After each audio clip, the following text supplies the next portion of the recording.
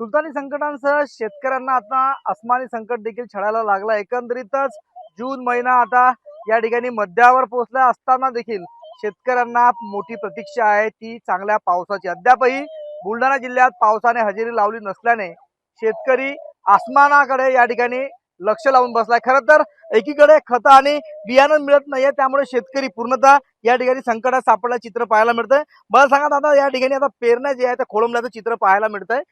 पावसाची प्रतीक्षा आहे?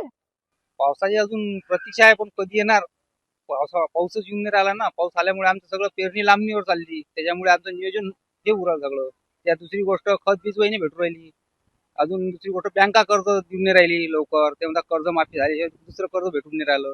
तर आमच्यामुळे एवढं संकट आहे की आता कसं काय शेती पेरा, म्हणजे पाऊस नसल्यामुळे सगळे अडचणी आहेत आम्हाला उभायला, आणि त्यात खत बीज हे सगळ्यात मोठं टेन्शन। खत मिळत नाही, आबा आता शेत तयार करून बसले तुम्ही, आता काय काय पुढचं नियोजन? आता सरकारनं केळ घेतली तर नाही तर आत्महत्या केल्याशिवाय गती नाही ना शेतकऱ्याला।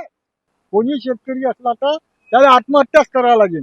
सरकारनं डोळा उघडून पाहिलं तर बचाव होऊ शकते, नाही तर आता खत नाही, पैसा नाही, शेतकरी काय करू शकते भाऊ।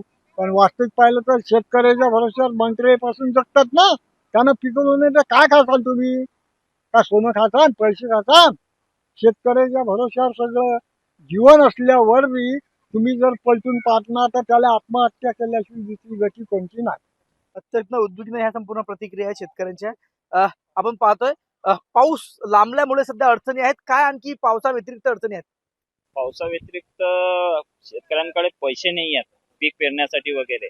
बँका कर्ज देत नाहीये, कर्जमाफी जाहीर केली पण कर्जमाफी खात्यामध्ये जोपर्यंत पडत नाही तोपर्यंत बँका तुम्हाला देणार नाही, आणि कर्ज हे फसवी कर्जमाफी योजना आहे असं वाटत आहे। त्यामुळे शेतकऱ्यांना फार संकटाचा सामना करावा लागत आहे। निश्चितच शेतकरी पूर्णतः या ठिकाणी संकटात सापडलेलं चित्र आहे, त्यामुळे कधी एकदाचा पाऊस येतो आणि शेतकरी आपल्या पेरणीच्या कामाला लागतो, अशी संपूर्ण परिस्थिती बुलढाणा जिल्ह्यात शेतकऱ्यांची पाहायला मिळते आहे। प्रफुल्ल खंडारे, जय महाराष्ट्र न्यूज, बुलढाणा।